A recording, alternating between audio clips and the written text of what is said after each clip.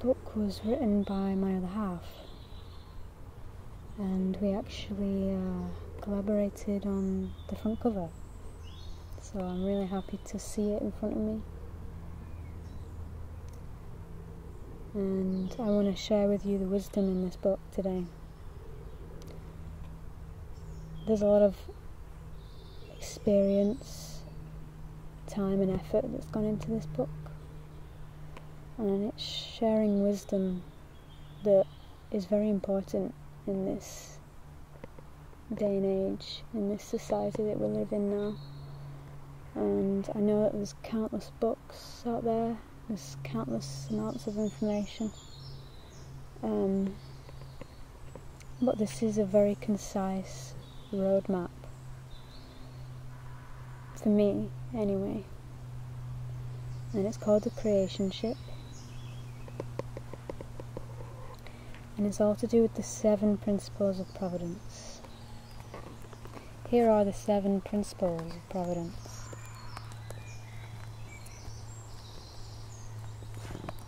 I'm going to read to you about peace today. Peace is my favourite thing in the whole wide world. And it's not an easy thing to come by in this world. Even now, filming this video, I've had to wait about 40 minutes for there to be no sound from aeroplanes, and there's of course some sirens in the background, but I figure we're going to make peace work regardless of what's going on in the background, and that's how we've got to live our lives. We've got to find a way to be peaceful regardless of all the noise. So I'm going to just read a little bit to you, and I'm going to give you a link where you can go and download the first chapters for free if you're interested, and also a link to Amazon where you can buy this book. Peace is the primal force that holds the entirety of the world of form together. It is the primordial glue of creation itself. It permeates all of reality and is the ground for all action. When peace is applied as the underpinning of all the previous principles, a remarkable thing happens. We become living examples of the grace of God. The brain doesn't store memories, it is memories. When we don't act peacefully, we are peace. And so is everything else in the world of form. At our deepest and most primal level, before conditioning or differentiation, we are the embodiment of peace. The baseline frequency of the human condition is the radiance of divinity itself. There is a common misunderstanding about nature that is often used to justify all sorts of misbehaviour. The idea of natural competition, that only the strongest survive. This is only part of the larger picture. Nature does sometimes use strength and competition to determine the survival of various creatures. But this is only a small slice of a pie in the overall bakery of life. Collaboration, not competition, is the currency of creation. Imagine a business world ruled not by competition, but by collaboration, which valued the collaborative efforts of the myriad parts within the whole industrial complex over the profits of any given organization. Imagine a global agricultural sector based not on monocultural cash crops, but polycultural diversity. Imagine if the technologies we created served to inform our appreciation of and participation in the vast abundance of our collective wisdom in the spirit of peaceful and unified collaboration. Peace is also the conduit for 3 characteristics of a life well lived. The first of these is patience. When we choose to peacefully pursue our life's purpose, patience can begin working through our conscious behaviours. We are able to loosen the reins a bit and allow the universe to surprise us with its suggestions.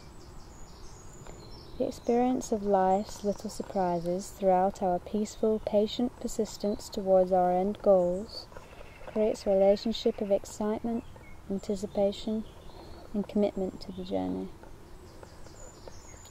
Patience is the peaceful behaviour that arises from within us, rooted in our experience of providence. In a world of coexistence, we don't have to get along, so to speak. It's healthy to have disagreements in the spirit of collaboration, if only to establish that we need our own space. Aristotle once wrote that it is the mark of an educated mind to be able to entertain a thought without accepting it. It is to this statement that we are held accountable in our interactions with the world. The only way to understand where everything fits within the majesty of creation is to observe the qualities of each respective thing and treat it accordingly. So to round off this chapter on peace, I have some aspects of peace, some steps from this book that it's instructing you to use in your daily life and think about when it comes to embodying the 7th principle of providence, which is peace.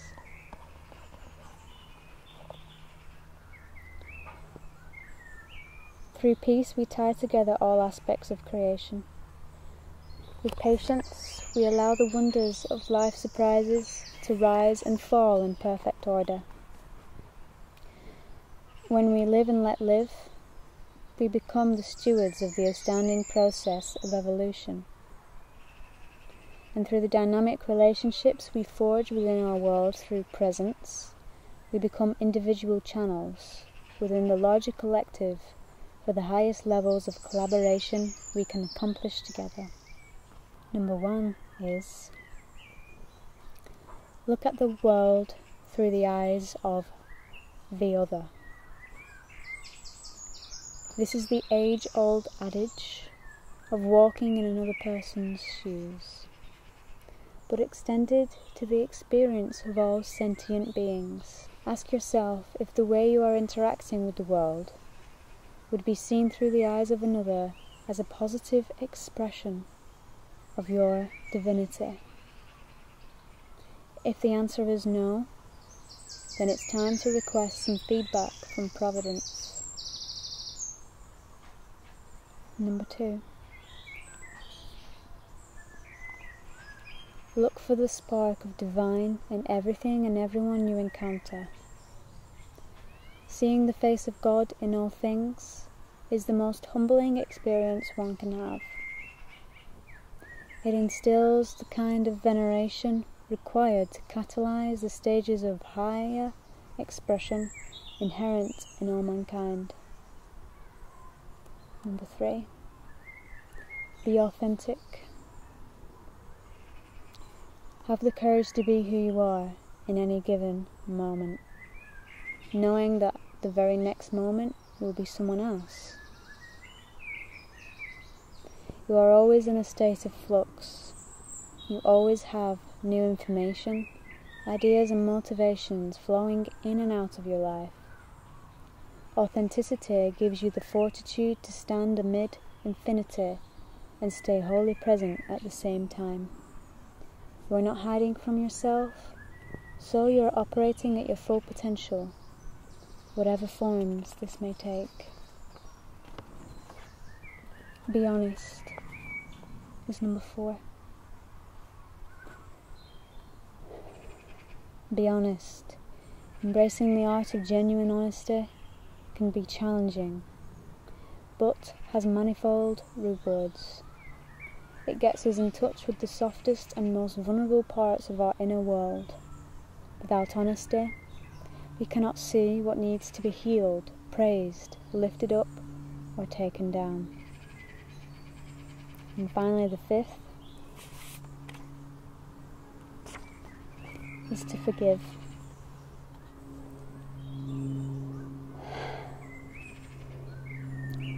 Resentment, in all of its forms, is just one of the ways we dishonour our own journey and others, imprisoning ourselves in the traps of the ego. Rather than seeing the other as an enemy, try seeing them as a mirror of aspects of yourself you have ostracized. Facing your shadow elements and embracing them as a part of your journey is a great way to live the active form of forgiveness, peacefulness. And why beholdest thou the mote that is in thy brother's eye, but considerest not the beam that is in thine own eye? What is the beam you are ignoring to protect your self-image?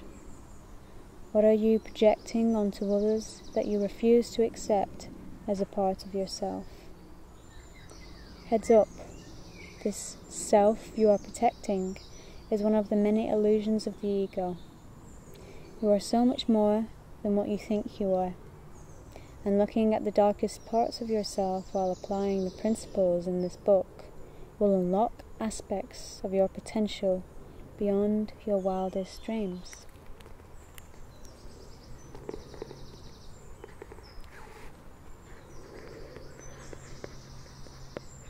So,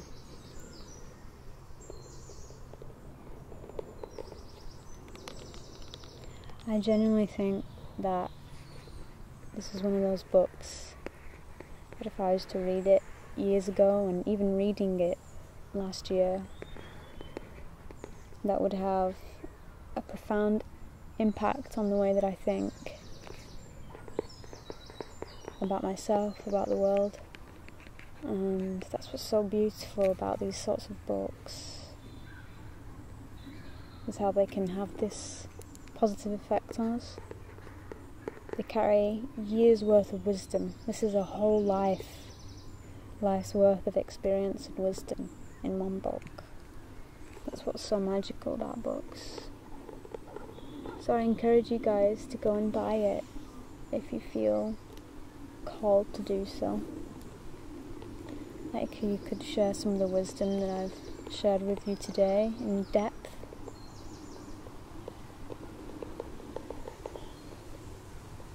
I think it's a real feat to be able to publish your own book, and so I'm very proud of my other half for doing so. And I'm just so grateful to be a part of that journey.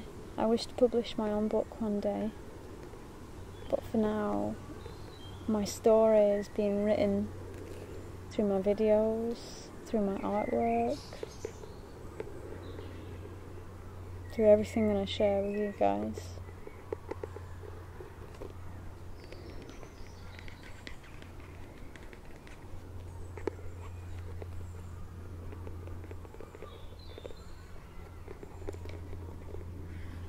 This is the hardcover. There's also a paperback, which is slightly cheaper on Amazon.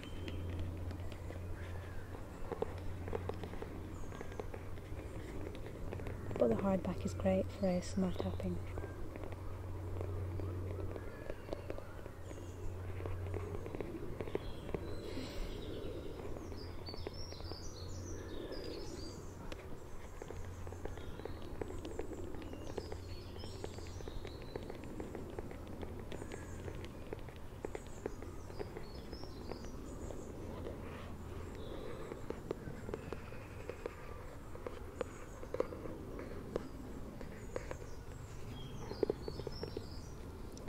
We chose a butterfly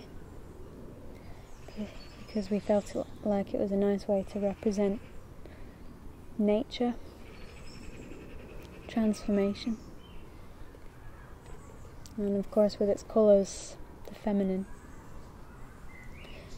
And then with the DNA, you see here, we felt like this was a nice way to represent science, some of the more masculine. And of course we added some colour to this too, because I think it's quite eye-catching to see the rainbow of colours on a shelf like this.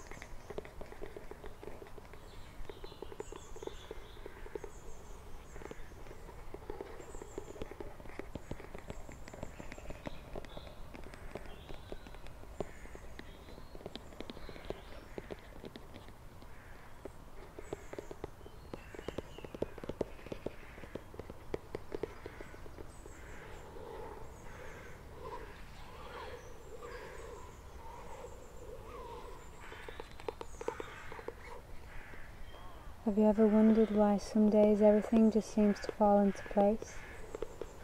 Or why, when you're trying to start something new, everything you need has a way of just showing up? Think these experiences are coincidences or random synchronicities? Think again.